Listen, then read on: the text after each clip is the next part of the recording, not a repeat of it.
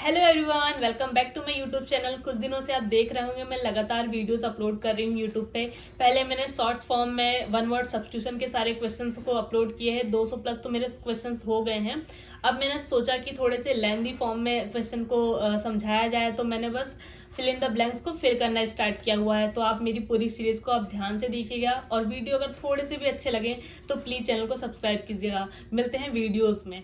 Question है, The first van was sent as a dash to mislead the thugs। Mislead का मतलब होता है गुमराह, ठीक है। तो हमसे क्वेश्चन में पूछा गया है, पहली वैन डैश के रूप में पहुंचाई गई थी ठगों को गुमराह करने के लिए, ठीक है। तो क्वेश्चन की मीनिंग पता चल गई। तो हमें यहाँ एक चाहिए नाउन, जो हमारे सेंटेंस को किसी रूप में पहुंचाई गई थी, मतलब एक नाउन चाहिए हमें। प्रिडिक्ट पॉसिबल आंसर हमने प्रिडिक्ट किया हुआ है। अगर किसी को गुमराह करना है तो उसके लिए कुछ ना कुछ तो प्लानिंग करनी पड़ेगी, मतलब कुछ ना कुछ योजना बनाई गई होगी, है ना। मतलब योजना हमने सोचा है कि गुमराह करने के लिए कोई योजना बनाई होगी, इस प्रकार का। एलिमिनेट रॉन्ग ऑप्शंस, पहुंचते हैं ऑप्शंस पे, ठीक है। परसुएशन का मतलब होता है किसी को किसी चीज के लिए मनाना, ठीक है। मनाना या फिर तैयार करना। जैसे कई बार हमको शॉपिंग पे जाना पड़ता है तो किसी को तैयार करते हैं, हस्बैंड वगैरह को मनाते हैं, इस प्रकार का परसुएशन, इसका मतलब होता है परसुएशन। डिकॉय का मतलब होता है जाल बिछाना, ठीक है। जाल या फिर फंसाना। मतलब अब ये तो ऑप्शंस हो नहीं सकता था। मनाना मतलब ठगों को पहली वैन मनाने के रूप में पहुंचाई गई थी, नहीं भैया, ये तो ऑप्शन नहीं बैठ रहा था। जाल को यहाँ रख के देख सकते हैं। पहली वैन ठगों को गुमराह करने के लिए जाल के रूप में पहुंचाई गई थी, ये काफी हद तक सही बैठता है। इसको हमें अभी टिक करके यहाँ पर छोड़ देते हैं। डिटर्मिनेशन का मतलब होता है दृढ़ संकल्प। किसी चीज के लिए दृढ़ संकल्प लेना, मतलब जैसे कि मैंने आज दृढ़ संकल्प लिया है कि मैं इतने वीडियो बना के रहूंगी, इस प्रकार का, ठीक है। ये भी यहाँ पर अगर रख कर देख सकते हैं, the first van was send as a determination to mislead the thugs, ये भी सही नहीं बैठता। पहली वैन ठगों को गुमराह करने के लिए दृढ़ संकल्प के रूप में पहुंचाई गई थी, नहीं, रॉन्ग आंसर है, ठीक है। टेम्पटेशन का मतलब होता है प्रलोभन, किसी को, मतलब जैसे कई बार सेल वगैरह लगती है ना लोगों को प्रलोभन देने के लिए, इस प्रकार का प्रलोभन, इस प्रकार का। तो क्वेश्चन के हिसाब से डिकॉय काफी हद तक सही बैठ रहा है। अब इसको यहाँ पर पुट करके देख सकते हैं। पहली वैन जाल के रूप में पहुंचाई गई थी ठगों को गुमराह करने के लिए, इज द राइट आंसर, मतलब decoy is the right answer, इसका मतलब होता है जाल। क्या है, despite their dash impersonal rules that apply to all are essential in large systems. मतलब जो लार्ज सिस्टम होते हैं, बड़े बड़े सिस्टम होते हैं, उस पे जो इम्पर्सनल रूल्स हैं, चाहे वो कैसे भी हो, सभी के लिए महत्वपूर्ण होते हैं, ठीक है। ये क्वेश्चन हमसे पूछा गया है। डेस्पाइट देयर मतलब इसके बावजूद, चाहे उनमें कुछ भी कमियां हो, चाहे कैसे भी हो, उनको सभी पे अप्लाई करना बहुत ही महत्वपूर्ण है, ये हमें क्वेश्चन में पूछा गया है। तो यहाँ हमें चाहिए नाउन जो हमारे क्वेश्चन को कंप्लीट कर दे, ठीक है। तो क्वेश्चन की मीनिंग पता चल गई कि चाहे वो रूल्स कैसे भी हो, सभी में निष्पक्ष बहुत ही महत्वपूर्ण है अप्लाई करना। तो प्रिडिक्ट पॉसिबल आंसर में हम प्रिडिक्ट कर सकते हैं कि कुछ ना कुछ कमियों के बारे में बताया गया है, ठीक है। चाहे वो उनमें कुछ भी कमियां हो, सभी पे वो बराबर अप्लाई होते हैं। एलिमिनेट रॉन्ग ऑप्शंस, पहुंचते हैं अब ऑप्शंस पे। फर्स्ट ऑप्शन दिया हुआ सपोर्ट का मतलब होता है समर्थन, ठीक है। समर्थन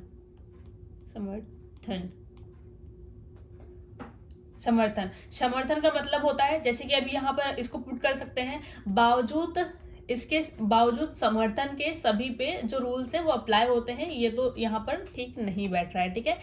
एडवांटेज का मतलब होता है फायदे, मतलब किसी चीज के फायदे, तो फायदे रहेंगे तो रूल्स अच्छे ही होंगे, ठीक है। तो ये भी सही आंसर नहीं बैठ रहा है। फायदे, एडवांटेजेस मतलब फायदे। बेनिफिट्स का मतलब भी होता है लाभ या फायदे, इस प्रकार का, ठीक है। तो लिमिटेशंस का मतलब होता है सीमाएं, मतलब किसी चीज की सीमाएं, मतलब कैसे भी रूल हो, मतलब डिस्पाइट सारी कमियों के जो निष्पक्ष रूल्स हैं, सभी पे अप्लाई करना बहुत ही महत्वपूर्ण है बड़े बड़े सिस्टमों में। तो जो लिमिटेशंस है इज द राइट आंसर। तो यहाँ हम इसको पुट करके देख सकते हैं, despite there limitations impersonal rules that apply to all are essential in large system is the right answer, ये सही आंसर है। अगला जो क्वेश्चन हम सॉल्व करने जा रहे हैं वो बहुत ही लेंथी सा और बड़ा सा दिख रहा है, और आपको ये भी लग रहा होगा कि मैडम इतने इजी इजी क्वेश्चन को इतने लेंथी फॉर्म में क्यों समझा रही है। तो मुझे बस ये क्लियर करना है कि जो एग्जाम में हम बैठे हैं तो हमारे जो क्वेश्चन को समझने का कॉन्सेप्ट है, या फिर हम अभी भी क्वेश्चन को सॉल्व कर रहे हैं, तो क्वेश्चन को सॉल्व करने का जो कॉन्सेप्ट है वो बस आपका क्लियर हो जाए। तो बढ़ते हैं क्वेश्चन की और सॉल्व करते हैं।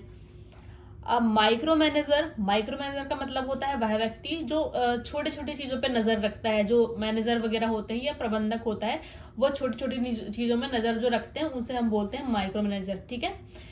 फ्रिक्वेंटली का मतलब होता है अक्सर करके। डिमांड्स, रिपोर्ट्स एंड अपडेट्स, जो माइक्रो मैनेजर है वो अक्सर करके जो डिमांड्स करते रहते हैं रिपोर्ट्स और अपडेट्स का। ठीक है। लिविंग लिटिल रूम मतलब थोड़ी सी भी जगह नहीं छोड़ते। For subordinates to take dash on their own. Subordinates मतलब होता है जो उनके अधीनस्थ में काम करते हैं, मतलब इसका मतलब होता है अधीनस्थ, जो किसी के अंडर में काम करते हैं। मतलब जो माइक्रो मैनेजर हैं वो बिल्कुल भी जगह नहीं छोड़ते, जो उनके नीचे जो काम कर रहे हैं उनको अपने खुद के डैश के लिए। ठीक है। तो यहाँ हमें क्योंकि दिया हुआ है टेक के बाद आता है नाउन, तो यहाँ हमें चाहिए एक नाउन। तो हम यहाँ पहले ही लिख देते हैं, हमें नाउन चाहिए। क्वेश्चन की मीनिंग तो हमें पता चल गई। ठीक है। प्रेडिक्ट पॉसिबल आंसर, खुद के फैसले लेने के लिए नहीं जगह छोड़ रहे हैं उनके लिए। ठीक है, ये हम लिख सकते हैं। एलिमिनेट रॉन्ग ऑप्शंस, पहुंचते हैं अब ऑप्शंस पे। फर्स्ट ऑप्शन दिया हुआ है डिसीजंस। डिसीजन का मतलब होता है निर्णय। ठीक है, निर्णय या फिर फैसले। निर्णय या फिर फैसले। ठीक है, तो आप इसको यहाँ पर पुट करके देख सकते हैं। माइक्रो मैनेजर अक्सर करके डिमांड्स करते हैं रिपोर्ट्स और अपडेट्स का, और थोड़ी सी भी जगह नहीं छोड़ते जो उनके अधीन में काम कर रहे हैं उनको अपने खुद के निर्णय लेने का, डिसीजन लेने का। Is the right answer, decision is the right answer. बाकी सारे ऑप्शन भी देखना बहुत जरूरी है। ठीक है। रिजल्ट्स का मतलब होता है परिणाम। ठीक है, परिणाम जो कौन लेता है, माइक्रो मैनेजर खुद ही लेते होंगे। जो अब क्वेश्चन में तो हमें सबऑर्डिनेट टू टेक ऐसा पूछा गया है, तो ये ऑप्शन नहीं हो सकता। ठीक है। वर्डिक्ट्स का मतलब होता है फैसले, जो अक्सर करके न्यायालय द्वारा लिए जाते हैं। जो कोर्ट द्वारा जो फैसले लिए जाते हैं उसे हम बोलते हैं वर्डिक्ट। ठीक है, फैसले,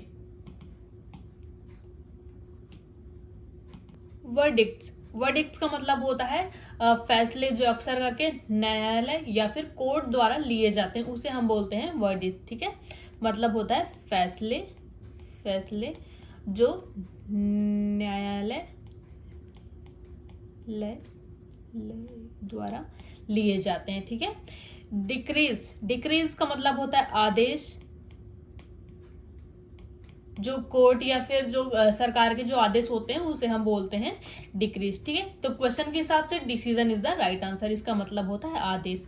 माइक्रो मैनेजर जो है वो अक्सर करके डिमांड्स और रिपोर्ट्स की डिमांड्स करते हैं और अपडेट्स की डिमांड करते हैं, और थोड़ी सी भी जगह नहीं छोड़ते जो उनके अधीन में काम करते हैं उन व्यक्तियों को अपने खुद के डिसीजन लेने के लिए। तो decision is the right answer. Next question की और जो बहुत ही इजी सा पूछा गया है, पढ़ते हैं क्वेश्चन को, सॉल्व करते हैं। The old building was dash by the authorities. Authority मतलब अधिकारियों द्वारा, मतलब पुरानी बिल्डिंग को अथॉरिटी द्वारा कुछ किया गया। अब क्या किया गया है, कुछ क्रिया की गई, ये हमें पता करना है। मतलब यहाँ हमें पता करना है एक वर्ब। ठीक है, वर्ब पता करना है। क्वेश्चन की मीनिंग पता चल गई, अधिकारियों के द्वारा पुरानी बिल्डिंग को कुछ किया गया। प्रिडिक्ट पॉसिबल आंसर, ऑब्वियस सी बात है, पुरानी बिल्डिंग है तो उसको गिराया गया होगा, ये हम प्रिडिक्ट कर सकते हैं। ठीक है, तो हम यहाँ लिखते हैं गिराना। ठीक है, तो पुल्ड थ्रू का मतलब होता है सफलता से पार होना, मतलब कोई कठिनाई जो थी उससे निकल जाना, मतलब सफलता से पार होना। कठिनाई जो थी उससे हम निकल चुके हैं, इस प्रकार का पार होना पुल्ड थ्रू मतलब। तो अब यहाँ से पुट कर सकते हैं, जो ओल्ड बिल्डिंग थी वो सफलता से पार हो गई थी अधिकारियों द्वारा, नहीं, ये रॉन्ग ऑप्शन है। ठीक है। पुल्ड डाउन का मतलब होता है गिराना, किसी चीज को नीचे गिरा देना। ठीक है, तो जो अधिकारी थे उनके द्वारा जो पुरानी बिल्डिंग थी, ओल्ड बिल्डिंग थी, उनको गिरा दिया गया इज द राइट आंसर। ये काफी हद तक सही लग रहा है। गिरा देना, गिराना, सॉरी, नीचे गिराना। ठीक है, नीचे गिरा दिया गया इस प्रकार का। पुल्ड अप का मतलब होता है उठाना, मतलब ऊपर उठाना, इस प्रकार का उठाना। ठीक है, अधिकारियों के द्वारा पुरानी बिल्डिंग को क्यों उठाया जाएगा, तो ये भी रॉन्ग आंसर है। पुल्ड ऑफ पुल ऑफ का मतलब होता है किसी चीज को सफलतापूर्वक प्राप्त कर लेना या पा लेना, जैसे कि कुछ चीज को सफलतापूर्वक जो काम था वो कंप्लीट हो गया, इस प्रकार का। तो क्वेश्चन के हिसाब से pulled down is the right answer. अब इसको यहाँ पुट कर सकते हैं, the old building was pulled down by the authorities. तो pulled down is the right answer. This part of C dash with shark, मतलब समुद्र का यह जो हिस्सा है वो डैश है शार्क से। मतलब हमने यहाँ पर प्रिडिक्ट कर सकते हैं, यहाँ पर वैसे दिस पार्ट ऑफ सी को मान के चलते हैं एक सब्जेक्ट, तो हमें यहाँ चाहिए एक वर्ब जो हमारे एक सेंटेंस को कंप्लीट कर सकता है। तो क्वेश्चन की मीनिंग पता चल गई, यह जो पार्ट है समुद्र का वह शार्क से डैश है। तो हम मान के चल सकते हैं यहाँ पर कि समुद्र का जो ये हिस्सा है वो शार्क से भरा हुआ है, इस प्रकार का। ठीक है, अब पहुंचते हैं एलिमिनेट रॉन्ग ऑप्शंस पे। डायरेक्ट ऑप्शंस पे हम पहुंचते हैं। एक्सपेंड्स, एक्सपेंड्स का मतलब होता है फैलना, फैलना। ठीक है, किसी भी चीज का फैलना। लेकिन ये क्वेश्चन में शार्क की बात की गई है, तो शार्क के लिए ये सही नहीं बैठता। ठीक है, this part of sea expands with shark is the wrong options. Crowds, crowds का मतलब होता है भीड़, मतलब किसी चीज की भीड़, बहुत ज्यादा भीड़। तो यह जो पार्ट है समुद्र का वह शार्क की भीड़ से है, तो ये भी सही नहीं बैठ रहा है। ठीक है, क्योंकि क्वेश्चन में शार्क की बात की गई है। सफाइसेस, सफाइसेस का मतलब होता है सफाइसेस का मतलब होता है सफाइसेस का मतलब होता है पर्याप्त, मतलब किसी चीज की पर्याप्त मात्रा, इस प्रकार का। टीम्स, टीम्स का मतलब होता है भरा हुआ, मतलब किसी चीज से भरा हुआ। तो अब इसको यहाँ पुट करके देख सकते हैं, this part of sea teems with shark, यह जो पार्ट है, यह जो हिस्सा है समुद्र का वह भरा हुआ है शार्क से। तो teams is the right answer. Question के हिसाब से टीम्स सबसे बेस्ट ऑप्शन लग रहा है।